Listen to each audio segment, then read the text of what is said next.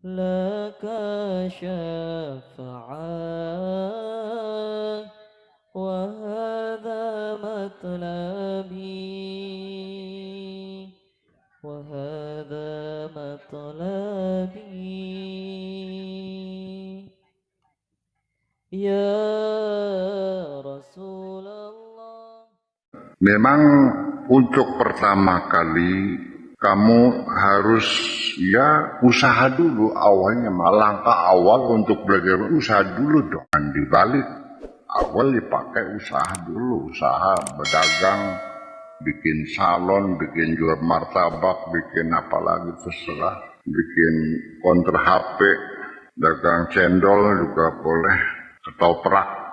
Wa ta'alluq bisabab, tetap kamu berpegang pada hukum kausalita yang berlaku umum di dunia ini. Ya, pertama harus rasional. Memang. Ya, dari mana uang datangnya aja usaha dong, apa saja. Dagang ketoprak ya, martabak ya, jadi tukang kuli bangunan buat makan sehari-hari. Sampai kapan? Ila an yaqwa imanuka, sampai nanti keimananmu menjadi kokoh. Tumantakil minas sababi ilal musabbibi. Setelah itu ketergantunganmu yang tadinya dari sabab jalan usaha menggunakan hukum kausalita, kalau sudah sampai saatnya segera meningkatkan kualitas kamu ketergantungan kepada al-musabbib, yaitu Allah Subhanahu wa ta'ala sebagai prima causa. Ya, bukan kepada kausalita, tapi kamu langsung bergantung kepada prima causa, musabbibul asya, musabbibul asbab. Semua di dunia apapun akan terikat dengan hukum kausalita, hukum sebab musabab. Tetapi Allah ketika berkehendak, Allah tidak diikat dengan hukum kausalita. Innama amruhu idza arada syai'an an yaqula lahu kun fayakun. Wa idza qada amran fa innama yaqulu lahu kun fayakun. Yang sering Anda katakan ke dalam dirimu sendiri, Allah apa saja bisa, Allah maha kuasa, Allah tidak terikat dengan kausalita, Allah sebagai prima causa. Allah tinggal mengatakan saja pasti terjadi. Tiap hari sugestilah dirimu itu, mensugesti dirimu sendiri dengan nama self-suggestion. Itu pengaruhnya sangat besar sekali. Mungkin lebih efektif dari kamu berzikir zikiran yang kamu tidak tahu maknanya. Dah pakai bahasa Indonesia saja. Percayalah, Allah Maha Kuasa, apa saja bisa. Ya, sebab bagaimanapun juga saya katakan bahwa untuk supaya sugesti kita ini menyentuh psikomotorik, maka harus dilakukan berulang-ulang. Kalau tidak susah. Nggak bisa sekali dua kali, harus berulang-ulang. Apa saja yang berulang-ulang itu akan langsung menyentuh psikomotorik. Seperti apa? Bicar ini tukang bulu tani yang buta huruf.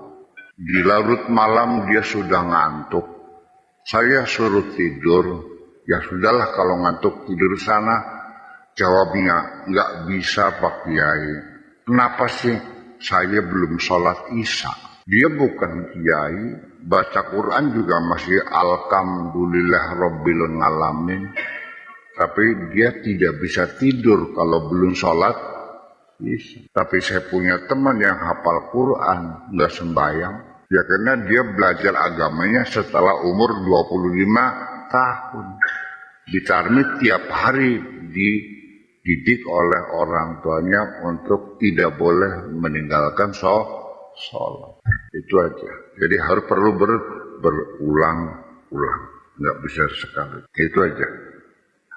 Wa ta'alluq bisababi ila an yaqwa imanuka thumma intaqil min as-sababi ila al-musabbib. Al-anbiya, para nabi itu alaihimussalam, iktasabu wa qaradu. Para nabi juga semua awalnya ya usaha kok. Karena Nabiullah Daud alaihissalam yakulu min amali yadih. Katakan yang Nabi Daud juga makanya hasil kerja tangan sendiri kok. Hasil jerih payahnya sendiri. Bukannya minta upeti sama rakyat, bukan narikin pajak. Ya usaha. Ya dia tukang pandai besi. Ya orang bikin padang dibikinkan, upahnya dia makan. Anda lebih bangga, lebih percaya diri, lebih punya harga diri ketika Anda makan hasil kerja keras Anda sendiri. Itu aja. Para Nabi juga begitu. Nabi Muhammad dagang gak awalnya? Dagang kok. Semuanya. Orang sudah pengen dia terdewek langsung baik. Baru bisa baca kitab Sapina Takib saja sudah perangsanya orang harus ngateri makanan buat kamu kalesan. Waqtaradu, dan mereka juga ya utang, pinjam. Ya, kamu juga usaha nggak ada alasan, nggak ada modal.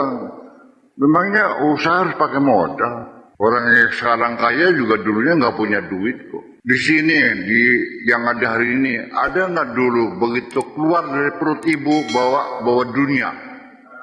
Ada kok, datang telanjang bulat kok, nggak bawa apa-apa. Yang bapaknya sugih, pasti nggak anaknya sugih. Yang bapaknya melarat, pasti nggak anaknya melarat. Udah terjawab. Iya. Nggak ada urusan kok. Yang bikin kamu kaya bukan bapakmu yang kaya, tapi Allah yang maha kaya. Allah akan memberikan hartanya kepada siapapun yang dianggap layak untuk memikul harta itu. Sebelum Anda minta kaya, coba bercermin dulu, layakkah engkau diberi harta? Kalau enggak usah minta. Anda nggak usah minta pengen diangkat jadi pengasuh. Pengen jadi pengasuh pondok pesantren Cadang Pinggan. Bercermin saja dulu, layak nggak Anda jadi pengasuh pondok Cadang Pinggan? Kalau tidak menjadi musibah. Harta akan merusak kamu, tetapi penderitaan akan menempa kamu. Ya, membuat kamu menjadi logam mulia yang bening. Ya, perlu dibakar. Kalau besar emas perlu dibakar nggak? Biar nanti peraknya, tembaganya lepas dari logam mulia itu. Ya. Yang penting gini aja lah. Bagaimana kira-kira Anda ketika lagi kaya tidak lupa diri, ketika miskin tidak bunuh diri. Kira-kira sama tuh. Kaya miskin sama, sehat sakit sama. Dicaci dan dipuji. Wa ta'allaqu bil asbab fi awwali amrihim.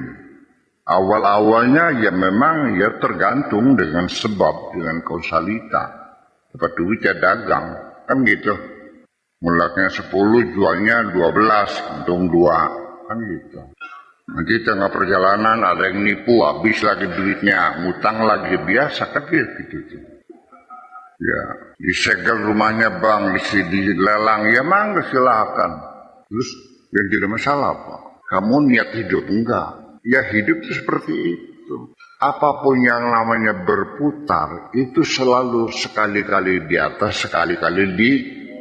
Kalau tidak pernah di atas bawah, ya namanya nggak muter tuh. Mau muter enggak kamu ya?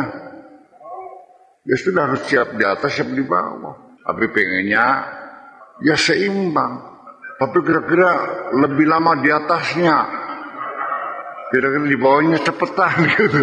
Ya nggak bisa dong, nggak bisa. Tetap aja kata begitu.